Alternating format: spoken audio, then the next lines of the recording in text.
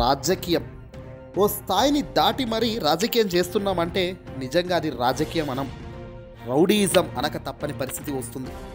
ఈరోజు ఆంధ్రప్రదేశ్ రాష్ట్ర వ్యాప్తంగా పులివెందుల పెను హాట్ టాపిక్గా మారింది. పులివెందుల ఒంటిమిట్ట జెడ్పీటీసీ స్థానాల్లో ఉప ఎన్నికలు పోలింగ్ జరుగుతుంది. ఈరోజు ఉదయం 7 గంటలకు పోలింగ్ ప్రారంభమైంది. సాయంత్రం 5 గంటల వరకు బ్యాలెట్ విధానంలో పోలింగ్ నిర్వహిస్తున్నారు. కానీ అడుగడుగున కూటమి అధికారంలో ఉంది కాబట్టి కూటమి అధికారంలో ఏదైనా చేయగలుగుతామో అనే ఆవేదనతో అడుగులు వేస్తూ విచ్చలవిడిగా దారికి తీస్తున్న ప్రతి కార్యక్రమంకు నిజంగా బాధ్యత ఎవరిది? పలు చోట్ల పోలింగ్ సందర్భంగా తీవ్ర ఉద్రిక్త పరిస్థితులు నెలకొంటున్నాయి. ఓటర్లను పోలింగ్ కేంద్రాలకు వెళ్ళనివ్వకుండా ఏకంగా అడ్డుకునే కార్యక్రమాలు జరుగుతున్నాయి.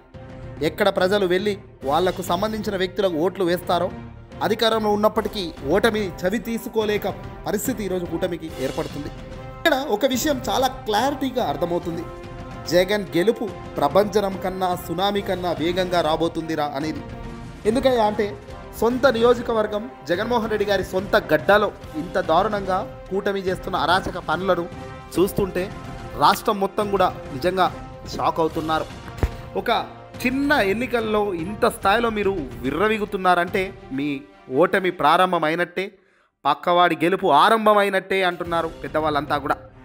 తాజాగా ఈ పరిణామాలన్నింటినీ నిరసిస్తూ వైఎస్ఆర్ కాంగ్రెస్ పార్టీకి సంబంధించిన నేతలంతా కూడా రాష్ట్ర ఎన్నికల కమిషన్ కార్యాలయం వద్ద పెద్ద ఎత్తున ఆందోళన చేస్తున్నారు.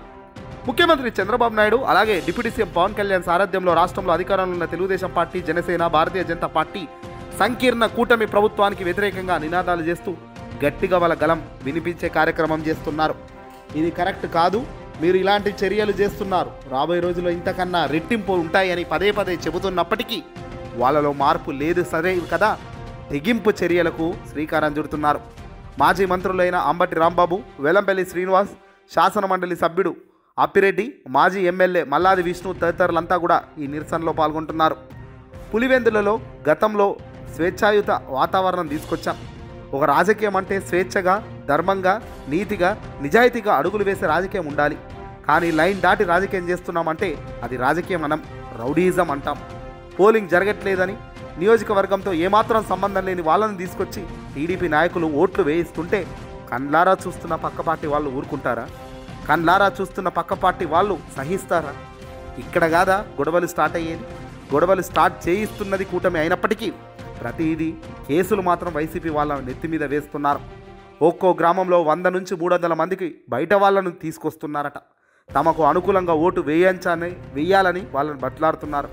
నిజంగా మీరు న్యాయబద్ధమైన పనులు చేస్తుంటే, నిజంగా ధర్మబద్ధంగా గెలిచి మీరు ఈరోజు అధికారంలో ఉండగలిగితే ఈ దుస్థితి వచ్చా? పులివెందులలో ప్రజాస్వామ్యబద్ధంగా ఎన్నికలు నిర్వహించాల్సిన బాధ్యత ఆంధ్రప్రదేశ్ రాష్ట్ర ఎన్నికల కమిషన్ పై ఉంది. రాష్ట్ర ఎన్నికల కమిషన్పై ఉంది. కానీ రాష్ట్ర ఎన్నికల కమిషన్ ఏం చేస్తుంది? బయట వ్యక్తులతో వైసీపీ ఓటర్లు పోలింగ్ కేంద్రాల వరకు వెళ్ళనివ్వకుండా అడ్డుకుంటుంటే పోలీసులు టీడీపీ ఒత్తాసు వలుకుతూ వైసీపీ వాళ్ళని అరెస్టులు చేయడం ధర్మమా? ఇలా దౌర్జన్య గెలుపులా? ఈరోజు ఎవడు గెలుస్తాడన్నది పాయింట్ కాదు. మీరు చేస్తున్న ప్రతి పనులు ప్రజలు గమనిస్తున్నారు, ప్రజలు కల్లారా చూస్తున్నారు అన్నదే పాయింట్. వైఎస్ఆర్సీపీ పార్టీని ఎలాగైనా ఓడించాలని గతంలో ఎన్నికల్లో ఏం జరిగిందో ప్రజలకు ఇప్పటికే స్పష్టంగా అర్థమవుతుంది. ఇప్పుడు టీడీపీ అరాచకాలు ఆధారాలను ఈ సందర్భంగా వైసీపీ ప్రదర్శిస్తుంది. ప్రజాస్వామ్యాన్ని కాపాడాలంటూ నినాదాలు చేస్తున్నారు. ఎన్నికల కమిషన్ కళ్ళు తెరిచి పోలీసులపై చర్యలు తీసుకోవాలి. పులివెందుల ఎన్నికల్లో భారీగా దొంగ ఓట్లతో టీడీపీ అడ్డదారి తొక్కుతుంటే ప్రతి పోలింగ్ బూత్ వద్ద జమ్మలమడుగు నియోజకవర్గానికి చెందిన టీడీపీ వారిని పెట్టింది నిజం కాదా? అసలు ఓటర్లు బదులు దొంగ ఓటర్లు ఉన్న పోలీసులు పట్టించుకోకపోవడం అంటే విడ్డూరంగా ఉంది. పోలీస్ స్టేషన్ వద్ద తిష్ట వేసిన టీడీపీ నేతలు జమ్మలమడుగు వాళ్లను ఓటర్ల స్లిప్లకు ఇచ్చి ఓటు వేయించే కార్యక్రమం చేస్తున్నారు.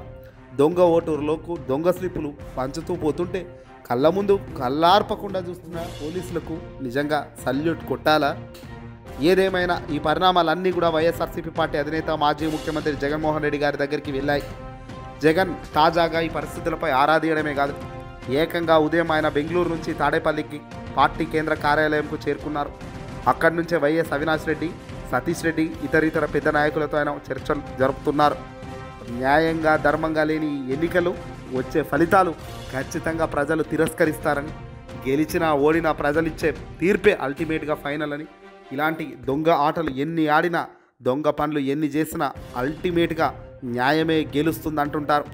ఇక్కడ మరో విచిత్రమైన సంఘటనలు చాలా చూస్తున్నాం.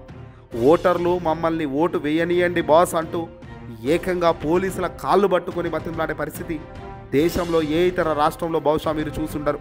కానీ ఈరోజు కూటమి సర్కార్ అధికారంలో ఉన్న ఆంధ్రప్రదేశ్ రాష్ట్రంలో మాత్రం నిజంగా ఇది చూడాల్సిన పరిస్థితి వస్తుందంటే అంతకు మించిన అవమానం, దారుణం మరొకటి లేదు.